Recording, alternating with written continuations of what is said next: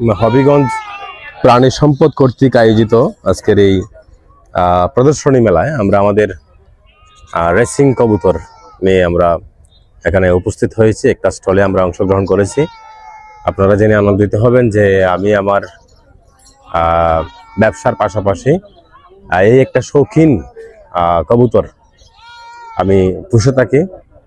শৌখিন কবুতর বলতে আসলে এটা ফ্যান্সি কবুতর না, হাই ফ্লায়ার না, এটা হলো রেসিং পিজিয়ন। রেসিং পিজিয়নটা হলো স্পোর্টস পিজিয়ন, খেলার কবুতর। এই খেলার কবুতরটা নিয়মিত আমি চর্চা করে যাই। এই খেলার কবুতর দিয়ে মোটামুটি আজকে ধরতে পারেন যে 2012 সাল থেকে আজ অবধি 2025 সাল পর্যন্ত এই স্পোর্টস পিজিয়নের পিছনে আমি আছি এবং একটু সময় দিয়ে যাচ্ছি এবং বিভিন্ন জায়গায় আমি এইটার যে স্পোর্টস বা খেলা, এটা রেসে আমি অংশগ্রহণ করি এবং 2012 সাল থেকে এই পর্যন্ত বিভিন্ন রেসে অংশগ্রহণ